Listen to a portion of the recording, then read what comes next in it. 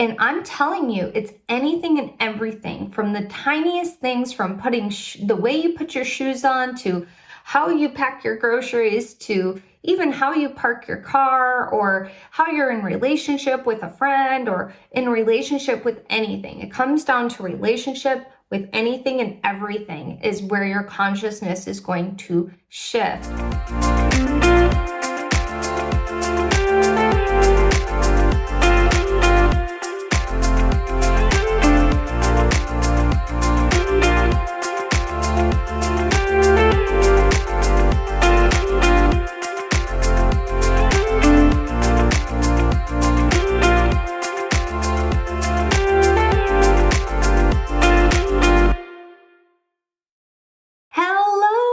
Souls, welcome to today's episode. I am so excited you are here. Let's talk about what spiritual means. I think that we use words all the time that we don't really understand the meaning. And no, I am not saying you don't understand the meaning of spiritual. I think it's just really nice if we define it, because it will deepen your spiritual path. And when you have a better understanding of the words that you're using, you actually can cultivate a deeper relationship with the practices that allows you to deepen your awareness and alignment with your spiritual path and your spirituality. So for me, what spiritual means is to have an awareness of consciousness. And it is a practice of becoming aware of your consciousness, meaning that you are looking, observing who you are at that moment in time, and becoming aware of the level of consciousness that you have at that moment in time. And depending on how serious you are about your spiritual path and your spiritual practices will determine how quickly you shift your consciousness. We are in a practice of developing our consciousness. The dark night of the soul is an opportunity to let go of lies, illusions, mistruths about yourself, about the world, and the perception you have around the world, and the relationships you have with some of the shadow parts of your being. So giving yourself permission to become conscious of these mistruths allow you to have a different level of awareness of who you are on a soul level, so that you can shift out of a lower vibrational consciousness into a higher vibrational consciousness. It allows you to shift perspectives. The more conscious we are of our consciousness, we have the opportunity to have a different relationship with ourselves. We are in a beautiful relationship with ourselves all throughout our lifetime. And with our spiritual practices, we get the opportunity to see where it is that we're at that particular moment in time and what's available to us.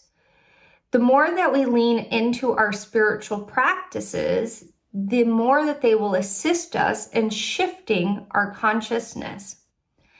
I believe that spiritual practices are not only one of the most important parts of living a spiritual life, but it's one of those things that allows us to evolve as a soul.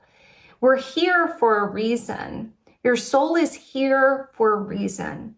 Your soul wants to understand certain things, wants to have certain experiences, because by having those experiences, you get an opportunity to, one, fulfill karmic debt, and two, evolve.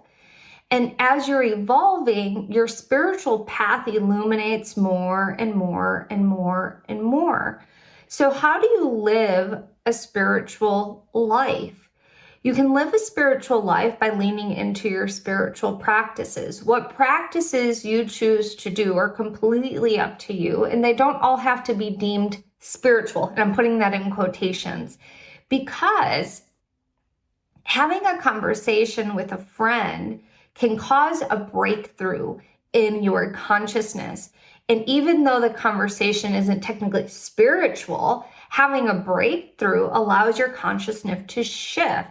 For me, I believe anything that you're doing in life deemed spiritual or not spiritual can be a spiritual experience if we allow it to be. For example, for me, I know that there's certain things that I don't necessarily enjoy doing in life, like chores, but I can allow that chore to become a spiritual experience if I choose to do that at that particular moment in time. So instead of griping and getting into this story of, I don't want to do this is challenging, this is hard, I can shift into a different relationship with that particular task and set an intention that allows me to, one, shift a pattern of complaining, shift a pattern of this has to be hard, this has to be difficult, to whatever it is that I choose to desire to get out of that particular task.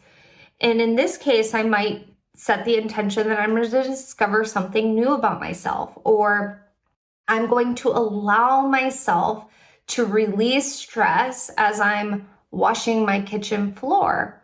This goes for anything that you are doing in your life, you can make a spiritual experience. And the more that we recognize that our spiritual experiences can go beyond our spiritual practices and we can live a spiritual life, it allows that consciousness to echo out into the universe even more.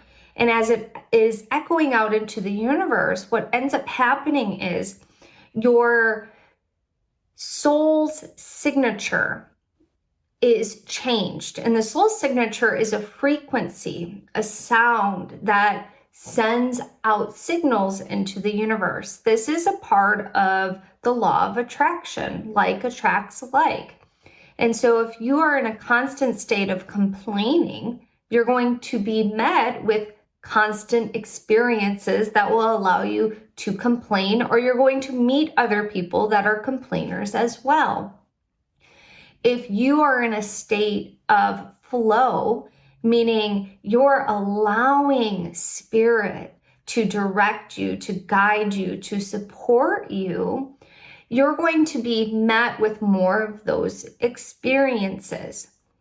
This is why I think following the energy is so important. And that's not only in terms of following the energy of what spiritual practices are calling to you in that particular moment or in that particular day. It also means following the experiences of your heart that you're being guided to do. So if you're being guided to turn right instead of going straight on your way home, turn right, because there's a reason why you're being guided to do that. I just had received a message from one of my clients that said that she was guided to do something outside of her way on her way home, and she ended up helping someone that was in distress because of her spiritual intuition that was guided her to go do something that she had no clue was going to end up in this particular emergency event. And she was able to help these people that were having an emergency. Those types of experiences, and I have goosebumps everywhere just sharing that story with you, those types of experiences allows our consciousness to evolve. And no, it doesn't have to be an emergency. It could be that you're guided to go do something that is completely out of the norm, and you go and do it, and what ends up unfolding is a new path to your spiritual awakening, a new path for your soul to evolve, a new path for your consciousness to shift. And that's what we're in the game of, shifting consciousness. And it's a game. And I'm going to tell you it's a game because you can have fun while doing it. That does not mean you're not going to have challenging moments. Just like when you're playing a board game with friends, you might get a little competitive, you might get a little on edge, you might feel bad if you're starting to lose the game. But here's the thing, you're not going to lose the game of life if you give yourself permission to be curious and follow the energy and to become more aware of your consciousness in the present moment. And the more that you give yourself permission to be present with the sensations in your body, be present with the feelings that you're having, be present with your mind. Like, what thoughts are you thinking? You're going to allow yourself to have a different experience that's also becoming more conscious of your body as well. I recently been having some feet issues. My heels and my feet have been killing me. And I told myself I need to become more conscious of the behaviors that I'm doing throughout the day to see if it's a self-inflicted injury. And guess what? It definitely was. I had to become very aware of some very unconscious patterns in my body on how I was putting pressure on my feet, where I was putting my feet when I was sitting at my desk, or how I was standing and I was putting pressure on the heel of my foot. All of those things make me become very aware of what I'm doing, where I'm at in space and time, in my physical body as well. And so we're not just talking about spiritual, we're talking about mental, emotional, spiritual, and physical. We want to be conscious of all parts of our being. And the more that we give ourselves permission to have that awareness, the easier it is for us to shift out of delusion and into true perception of that complete moment in time. That's being really present and being very aware. The beautiful thing is, once you become more aware, your path starts to illuminate. And what ends up happening is you end up becoming in flow with creation. And creation feeds into you, and you feed into creation. And life just seems to be moving in a pace that feels easeful and graceful. And sometimes we are stuck in old patterns that don't allow us to be in flow. So allowing ourselves to become more conscious of our relationship with everything that we're in relationship with, we get to have a spiritual experience with those relationships and shift out of old patterns that aren't serving us. And I'll give you another example. If you are the type of person that is a perfectionist and you have to have everything perfect, you have to be in control. If you're not in control, it gives you stress, it gives you overwhelm. But what would it be like to let go of control and let creation take over? That would mean that you would have to shift your relationship with whatever it is that you're letting go of control with. And that shift in relationship allows you to let go of that friction, let go of that grip, and allows you to shift into a different awareness of the relationship you have with that very thing that you're trying to control. And it may be something more physical, it may be something more spiritual, it may be something more emotional. And that relationship could be with anything. It could be with work, with something at home, with a person, with a project that you're doing. It can be with literally anything. I know that for me, I used to have a lot of anxiety whenever I would go up to check out my groceries at the grocery store. And it would give me so much anxiety because I would try to control exactly how they would put things into the grocery bags. So much where I could literally feel myself shaking. So how I shifted my relationship with this was I determined what I was in control of. And that was how I put the things on the conveyor belt, because if I put them on the conveyor belt in a particular way, they're more likely to pack those things inside of the grocery bag. And yes, I could have just taken over, and I used to take over, but that even gave me anxiety as well.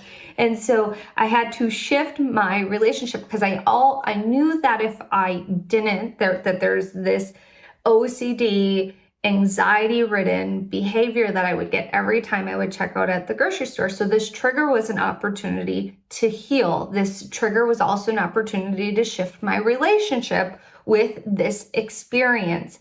One, letting go of control, right?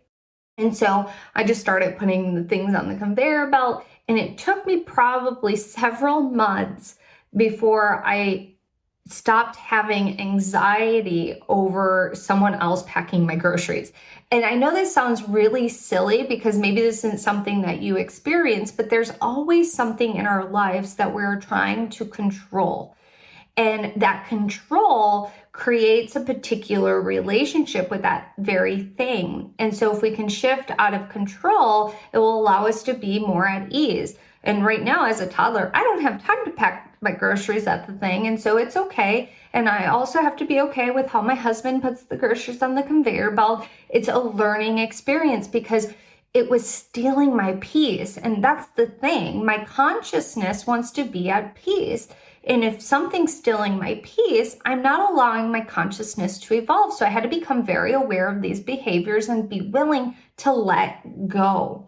And so I want to encourage you to look at your life in all areas of your life and see where you're holding on, where you're gripping, where you're trying to control. Can you become more aware in where your consciousness is vibrating at? And how can you let go so that your consciousness can shift so you can live or be in a more spiritual state in that particular area of your life? And I'm telling you, it's anything and everything, from the tiniest things, from putting the way you put your shoes on, to how you pack your groceries, to even how you park your car, or how you're in relationship with a friend, or in relationship with anything. It comes down to relationship with anything and everything is where your consciousness is going to shift. And most importantly, it's the relationship with yourself in terms of your relationship with those other things.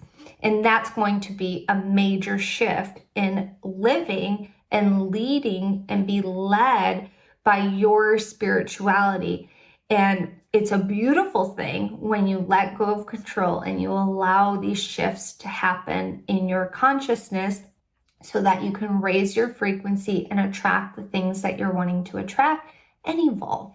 So I hope you enjoyed today's episode. Please make sure you like and subscribe and share this with a friend if you think it would be helpful. All right, my friends, I look forward to seeing you in the next one. Bye.